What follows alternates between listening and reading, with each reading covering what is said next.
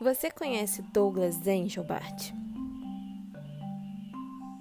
Ele foi um informático estadunidense, conhecido por ter inventado o mouse de computador, juntamente com Bill English, por ser um pioneiro na interação entre humanos e computadores, cuja equipe desenvolveu o hipertexto, computadores em redes e os precursores de interfaces gráficas. E por estar comprometido em defender o uso de computadores e redes para ajudar a solucionar os cada vez mais complexos e urgentes crescentes problemas do mundo atual. Eu sempre quis entender o fundamento da pesquisa científica e do desenvolvimento de uma ferramenta que hoje parece tão comum e simples e fugaz como o mouse, né? Ele é uma interface de entrada e saída conectada ao hardware, né? A placa-mãe, precisa de drives de leitura, mas ao mesmo tempo ele tem uma função visual intrigante, né? Se a gente pensar a nível de interação entre pessoas e máquinas, não existiria os apontadores sem o mouse, né? Como que você iria de um lugar para o outro? Daí esse universo de hiperlink. O fundamento da pesquisa e do desenvolvimento de Douglas Engelbart começa e cruza a história de um pesquisador militar chamado Vannevar Bush.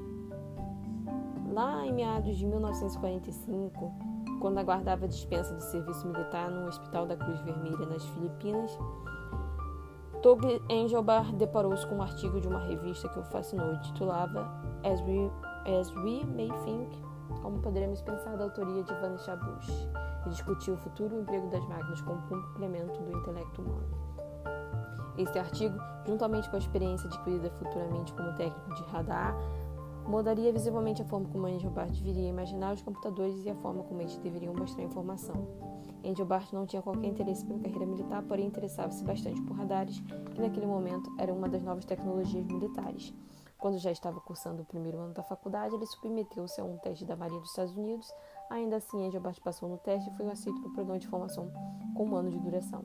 Ele veio concluir o bacharelado em Engenharia Eletrônica pela Universidade Estadual de Oregon em 1948 e tem uma longa estrada aí de prêmios e condecorações no campo científico. Esse lado biográfico é da Wikipedia. Se você tiver interesse, eu deixo linkado e espero que vocês aproveitem o conteúdo. Eu sou Marília Silva e você está em Malha Arte e Entretenimento Integrativo Digital.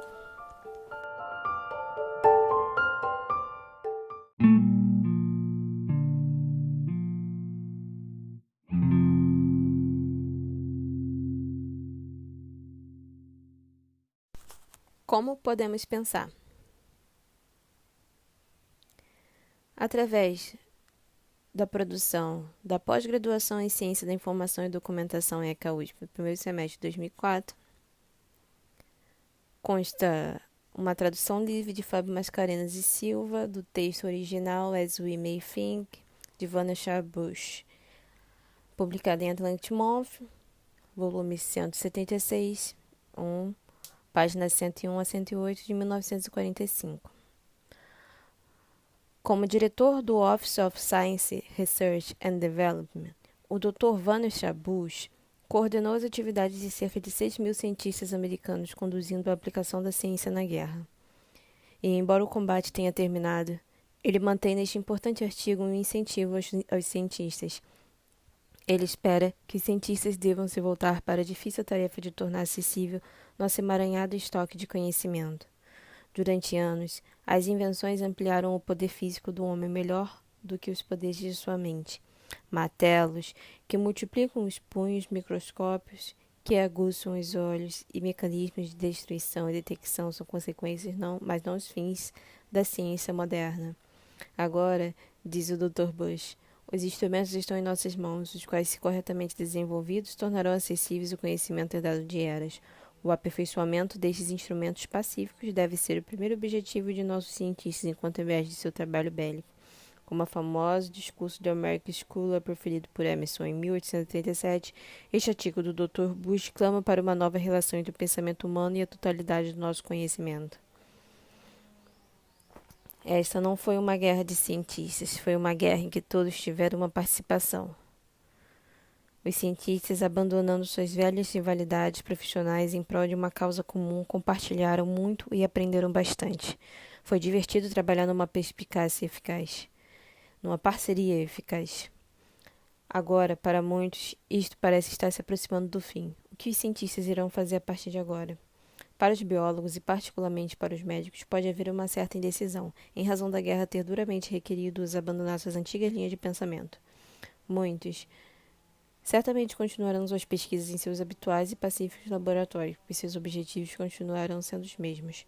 Os físicos é que tiveram que se expor mais incisivamente, que sofreram perseguições acadêmicas por estarem criando notáveis dispositivos destrutivos, que planejaram métodos para suas inesperadas atribuições, contribuíram nos dispositivos que forçaram o inimigo a recuar, trabalhando em esforços conjuntos com os físicos dos nossos aliados. Sentiram dentro de si a agitação de um feito heróico. Foram parte de uma grande equipe. Agora que a paz se aproxima, se perguntam sobre onde encontrarão objetivos dignos de suas potencialidades. Qual o benefício permanente da ciência que o homem tem feito uso e das novas ferramentas que a pesquisa influenciou sua existência? Primeiramente, aumentou o controle de seu ambiente material, melhorando seu alimento, sua roupa, seu abrigo. Aumentou sua segurança, liberando-o em parte da dependência de uma vida exposta. Aumentou o conhecimento de seus próprios processos biológicos, de modo que se livrou de algumas doenças e prolongou sua existência. E está progredindo a interação entre suas funções fisiológicas e psicológicas, dando esperanças de melhorias na saúde mental. A ciência proveu a comunicação mais rápida entre indivíduos, proporcionou o registro de seu pensamento e permitiu ao homem manipular e utilizar esses registros de modo que o conhecimento evoluísse e preservasse a vida de uma raça melhor coletivamente do indivíduo. Há um crescimento no volume da pesquisa, entretanto, isto evidencia ainda mais que estamos nos especializando. O pesquisador é influenciado pelas descobertas e conclusões de milhares de outros trabalhos, conclusões as quais ele não consegue contar tempo para utilizar, muito menos para lembrar onde estão disponíveis. Contudo, a especialização torna-se cada vez mais imprescindível para o progresso, e o esforço para construir pontes entre disciplinas é proporcionalmente superficial. Profissionalmente, nossos métodos de transmissão e revisão dos resultados de pesquisa são antigas heranças que agora estão totalmente inadequadas para tais fins. Se o tempo desperdiçado na redação e leitura de trabalhos escolares pudesse ser avaliado, a proporção entre estes dois pode surpreender. Aqueles que conscientemente, pela leitura fim e contínua, se esforçam para se manterem atualizados em suas especialidades, evitam avaliar a fundo o grau de esforço que poderia ser reduzido. O conceito das leis genéticas de Mendel ficou perdido no mundo por toda uma geração, porque sua publicação não alcançou os poucos que seriam capazes de assimilá-la e melhorá-la. E este tipo de catástrofe está se repetindo dubitavelmente com todos, enquanto os resultados verdadeiramente significativos ficam perdidos entre os irrelevantes. A dificuldade parece ser nem tanto aquilo que publicamos indevidamente sobre a amplitude e diversidade dos interesses atuais, porém o crescimento das publicações, além da nossa habilidade de fazer um uso eficaz destas. O acúmulo da experiência humana está se expandindo em uma taxa extraordinária, e a forma que adotamos para usar este emaranhado de informações é o mesmo usado na época das embarcações de velas quadradas. Mas há sinais de uma nova e poderosa mudança de respeito. As células fotoelétricas capazes de enxergar coisas a partir de uma percepção física. A fotografia avançada que pode gravar o que é visível ou não. Válvulas capazes de controlar potentes mecanismos usando uma força menor do que a usada por um mosquito para bater suas asas. Tubos de raios catódicos executando eventos que, se compararmos, um microsegundo e uma infinidade de tempo. Combinações de relé que realizam sequências complexas de maneira mais segura e rápida do que qualquer operador humano. Estes são vários auxílios mecânicos que repercutirão na transformação dos registros científicos. 2 séculos atrás, Leibniz inventou uma máquina de calcular que incorporava a maioria das características dos atuais dispositivos como teclados, mas não tinha como utilizá-la. A conjuntura econômica era desfavorável, pois o trabalho requerido para construí-lo, numa época anterior à produção em massa, extrapolava o retorno à sua utilidade, já que tudo o que ele faria poderia ser suficientemente feito usando somente o lápis e o papel. Além disso, estaria sujeito a frequentes avarias, de tal maneira que não seria possível depender dela. Nesse período e muito depois, complexidade e insegurança seriam sinônimos. Babbage, mesmo com generoso apoio para a época, não conseguiu produzir sua grande máquina aritmética. Sua ideia era bem interessante, mas os custos da construção e de manutenção eram altos demais. Se um faraó detalhasse e explicasse o projeto de um automóvel e concretizasse, usando todos os recursos de seu reino para produzir milhares de peças, esse quebraria na primeira viagem a Giza. Interessante, né? Esse anacronismo. Entre os recursos, às vezes o próprio pensamento humano extrapola nas suas criações. Não existe recurso básico para você fazer o que você pensa. Mas se por acaso um faraó detalhasse e explicasse o projeto de um automóvel e o concretizasse usando todos os recursos do seu reino para produzir as milhares de peças, esse quebraria na primeira viagem a Giza. Não adianta só fazer a ferramenta. Você precisa conhecer o mecanismo de funcionamento, o que ele pode ou não suportar, os limites, as fronteiras aí da arquitetura do objeto. As máquinas com componentes permutáveis podem agora ser construídas com um esforço bem menor. E apesar de toda a complexidade, elas funcionam de forma confiável. Veja uma máquina de escrever simples, ou a câmera cinematográfica, ou o automóvel. As conexões elétricas deixaram de falhar quando foram entendidas a fundo.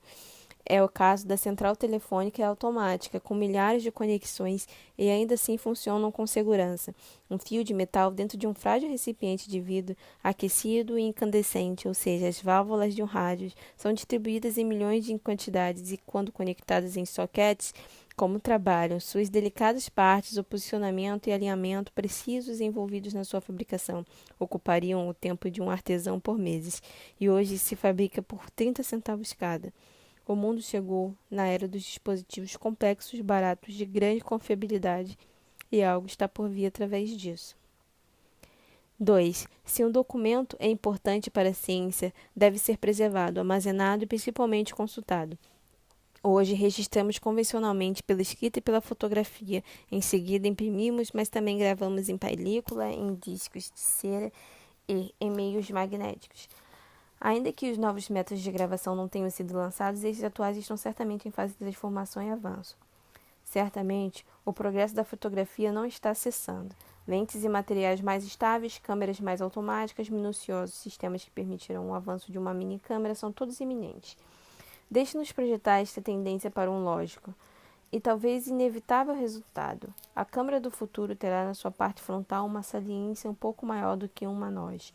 Tirará fotografia com 3 milímetros quadrados para ser projetado ou ampliado posteriormente. Depois de tudo, necessitará somente 1/10 do tamanho atual. A lente é de foco universal para qualquer distância adaptada ao olho nu, simplesmente porque seu comprimento focal é curto. Há uma fotocélula interna no nós tal qual existe atualmente em qualquer câmera que se ajuste automaticamente à exposição para uma larga escala de iluminação. Haverá uma película no nós para 100 exposições e a mola para operar seu obturador e deslocar sua película será acionada simultaneamente quando a película for introduzida. Isso produzirá resultados em todas as cores. Ela poderá ser estereoscópica e registrar as imagens com 2 lentes de vidro separada, porque os impressionantes progressos na técnica estereoscópica estão em todos os lugares. O cabo que aciona o seu obturador pode chegar a quem maneja a câmera através de uma luva que estará ao alcance fácil de seus dedos. Um aperto rápido e o retrato é feito. A lente terá um quadrado de linhas finas desenhados no canto superior. Quando um objeto estiver alinhado, estará enquadrado para ser fotografado. Então, enquanto o cientista do futuro se move no laboratório ou no campo de pesquisa e cada vez que observar algo digno de registro, dispara o obturador e ouvirá um clique. Tudo isso é fantástico. A única coisa fantástica é a ideia de fazer tantos retratos quanto achar interessante. Haverá uma fotografia a seco? Atualmente existem 2 tipos. Quando Brad fez retratos da Guerra Civil, a placa tinha que estar molhada no momento da exposição. Atualmente deve estar molhada durante a revelação e no futuro talvez não necessite estar molhada em nenhuma fase. Durante muito tempo existiram películas impregnadas com tinturas diazóicas que produziam uma fotografia sem precisar de revelação, e a imagem ficava pronta logo após a câmera ser acionada. Uma exposição ao gás amônico destrói a tintura não exposta e o retrato pode então ser exposto à luz e consequentemente examinado. O processo atual é lento, mas alguém pode acelerá-lo no futuro, pois há cientistas que se entreterão com as pesquisas a respeito de materiais fotográficos. Em muitos casos, seria bem interessante poder usar a câmera e ver imediatamente o retrato. Um outro processo usual é também lento e mais ou menos desajeitado. Por 50 anos foram usados papéis impregnados de substâncias químicas que escurecerem cada ponto onde há contato elétrico. Tal mudança química se dá através de um composto do iodo existente no papel. Utilizava-se para criar os registros um ponteiro que se movia sobre a superfície do papel, traduzindo traços nele. Se o potencial elétrico do ponteiro variasse enquanto se movia, a linha ficaria mais clara ou escura de acordo com o potencial. Este esquema é utilizado na transmissão do facsímile. O ponteiro desenha sobre a superfície do papel um conjunto de linhas com pequenos espaços entre elas. Enquanto se move, seu potencial varia conforme a corrente é recebida de uma estação distante por meio de fios, e essas variações reproduzem através de uma célula fotoelétrica o retrato original. Em cada instante, a tonalidade da linha que está sendo desenhada é igualmente feita a partir da tonalidade do original que está sendo lido pela célula fotoelétrica.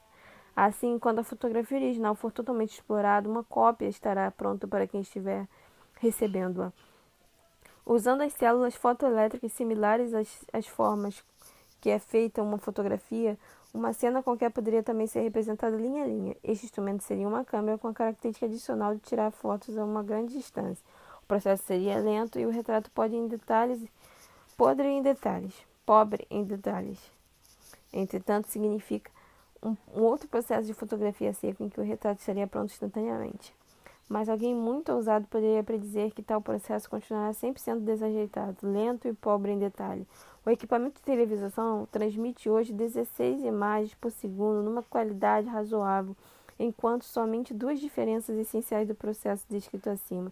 Primeiro, o registro é feito por um feixe móvel de elétrons e não por um ponteiro, em razão do feixe do elétron poder se mover rapidamente através do retrato.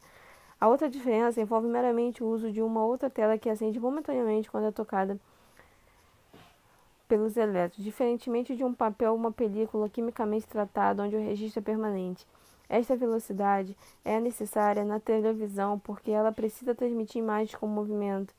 Usando a película quimicamente tratada no lugar da tela incandescente, permitindo transmitir uma imagem estática, teríamos uma câmera rápida para uma fotografia a seco. A película tratada necessitaria ser mais rápida que os modelos atuais, mas provavelmente será. A maior objeção para esse esquema refere-se à colocação da película dentro de uma câmara de vácuo, posto que os feixes de elétron comportam-se normalmente somente em um ambiente rarefeito.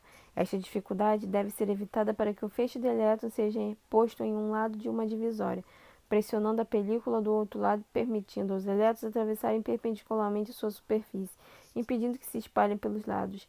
Tais divisórias, mesmo que estranhas, poderiam certamente ser construídas e não significam um entrave para o desenvolvimento desta técnica. Da mesma forma que a fotografia seca, a microfotografia tem ainda uma grande distância a percorrer. O esquema básico de reduzir o tamanho do registro para examiná-lo através de projeção tem grande chance de ser ignorado. A combinação da projeção ótica e da redução fotográfica está produzindo já alguns resultados em microfilme para finalidades educativas, e suas potencialidades são altamente sugestivas.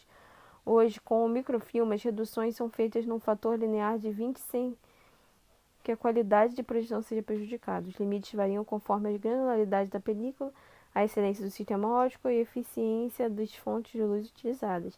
E todos esses fatores estão melhorando rapidamente. Suponhamos uma relação linear de 100 para o futuro.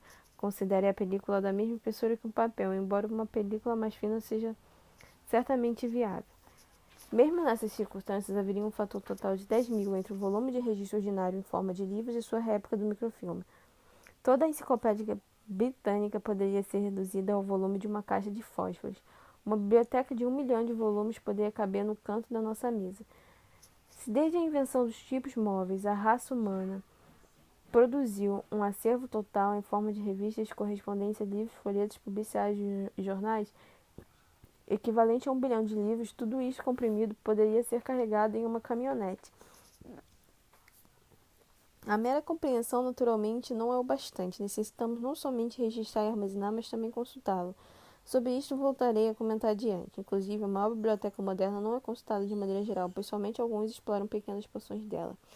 A compreensão é importante, principalmente em relação aos custos. O material para o microfilme da Enciclopédia Britânica custaria um níquel e poderia ser enviado para qualquer lugar por um centavo.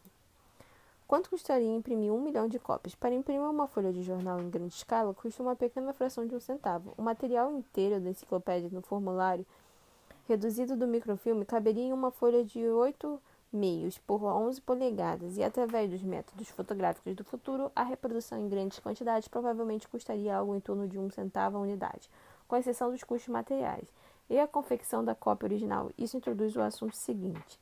3. Para registrar, usamos o método de exercer pressão com lápis ou apertar as teclas de uma máquina de escrever. Posteriormente, se dá o processo de compilação e correção, seguido de um intricado processo de composição tipográfica, impressão e distribuição. O autor do futuro, em relação ao primeiro estágio do procedimento, deixará de escrever à mão a máquina para narrar diretamente para o registro? Hoje, é possível fazer de forma indireta, falando a uma taquigrafia ou a um cilindro de cidra. Mas já existem todos os elementos para, se quiser conseguir, com suas falas sejam gravadas em um tape. E tudo o que se precisa é utilizar os mecanismos existentes e alterar sua linguagem.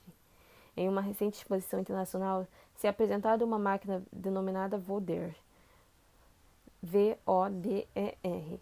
Uma senhorita apertava as teclas do equipamento e este emitia palavras audíveis e reconhecíveis.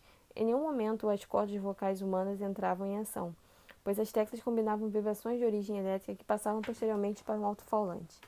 Nos laboratórios Bell há uma máquina que faz o contrário do Voder, chamada vocoder, na qual o alto-falante é substituído por um microfone que capta o som. Ao se falar no microfone, observa-se as correspondentes teclas se mexendo. Isto poderia constituir um dos elementos dos sistemas que estamos postulando. O outro elemento seria o taquígrafo, que de certo modo é um dispositivo que podemos encontrar geralmente em certos encontros públicos nos quais uma senhorita aperta languidamente algumas teclas observando ao redor da sala ou algumas vezes o orador com outro ar inquietante. Do taquígrafo vai surgindo uma tira larga de material que reflete numa linguagem fonética simplificada tudo o que supostamente o orador falou durante a sua intervenção. Esta tira de informação há de ser posteriormente reescrita em linguagem ordinária, já que em sua forma original não está inteligível a leigos. Se combinarmos os dois elementos anteriores fazendo o vocoder operar o taquígrafo, teremos como resultado uma máquina capaz de escrever à medida que se fala. Nossas linguagens atuais não estão adaptadas a esse tipo de mecanismo. É estranho que os inventores não tenham concebido a ideia de criar uma linguagem universal que se adapte melhor à transmissão e à gravação de nossas falas. A mecanização poderia, sem dúvida, forçar sua criação, em especial no campo dos estudos científicos, no qual o jargão científico se converteria em algo menos inteligível para um leigo no assunto. Podemos criar já uma imagem mental do investigador do futuro trabalhando em seu laboratório. Suas mãos serão livres e ele não estará preso a um local fixo, podendo se locomover em seu espaço de trabalho, levando consigo suas observações e tirando fotografias e anotando comentários. O tempo é automaticamente registrado em ambos. Se ele estiver em campo, pode manter-se conectado ao seu gravador através de ondas de rádio. Assim, ao revisar posteriormente suas anotações, o gravador poderia registrar também seus comentários para incluí-los no arquivo do projeto. Esta gravação estaria junto com as fotografias tiradas na pesquisa e poderia ser miniaturizadas para serem examinadas posteriormente por meio de uma projeção. Muitas coisas acontecerão, sem dúvida, entre o processo de coleta e observação de dados. Extrações de material do registro existente e inserção final de novo material em um arquivo comum. Não existe nenhum substituto mecânico para o pensamento criativo. O pensamento criativo e o pensamento repetitivo são bem diferentes, e para este último podem existir poderosos auxílios mecânicos. Adorei. Somar uma coluna de números constitui um processo relacionado ao pensamento repetitivo. E há muito tempo aqui já se desenvolveram máquinas para este fim. É certo que a máquina está controlada, certas vezes por um teclado, e torna-se necessário um certo tempo de processamento para ler os números e mostrar as teclas correspondentes, mas isto é imprescindível, pois já há máquinas capazes de ler séries de cifras impressas através de células fotoelétricas. Nestas máquinas se combinam as ações das células fotoelétricas que exploram o texto impresso, a ação de circuitos elétricos que classificam as variações elétricas resultantes e a ação dos circuitos de relé, que interpretam o resultado para que a ação dos solenoides pressione a tecla correspondente à quantidade lida. Todas essas complicações decorrem principalmente da rudimentar forma que aprendemos a escrever os números. Se os registrássemos de maneira posicional, simplesmente mediante a disposição de um conjunto de pontos em um cartão, os mecanismos automáticos de leitura seriam comparativamente mais simples. De fato, se os pontos fossem perfurados, poderiam utilizar as máquinas à base de cartões perfurados que a Hollerith criou para a contagem do censo, sendo atualmente bastante usada no comércio. Alguns tipos de negócio mais complexos podem funcionar duramente sem estas máquinas. Esse processo só para recuperação de um dado na minha memória, Hollerith introduziu a pesquisa do censo nos Estados Unidos, né, através de estudos de armazenamento de memória, vindas de Jacquard, que foi um criador engenheiro também do século XVI britânico, que criou a máquina de costurar, né, através de buracos posicionais que captavam a informação e convertiam elas em padrões estilísticos, no caso de uma estamparia de roupa. O que Hollerith fez e, posteriormente, a IBM foi criar um dispositivo mecânico que contabilizasse as informações através de um material físico. Voltemos ao texto. A soma é somente um tipo de operação. Sem dúvida, a computação aritmética auxilia outras operações, como subtração, multiplicação e divisão, além de certos métodos para armazenar temporariamente os resultados, para recuperá-los a fim de manipulá-los e para apresentar os resultados finais em forma impressa. As máquinas que cumprem tal finalidade são hoje em dia de dois tipos: máquinas de teclado para contabilidade similares, onde se controla manualmente a introdução de dados e automaticamente seu funcionamento. Geralmente leva em consideração o tipo de operação. Agora, vendendo camarão aqui, eu volto em um instante.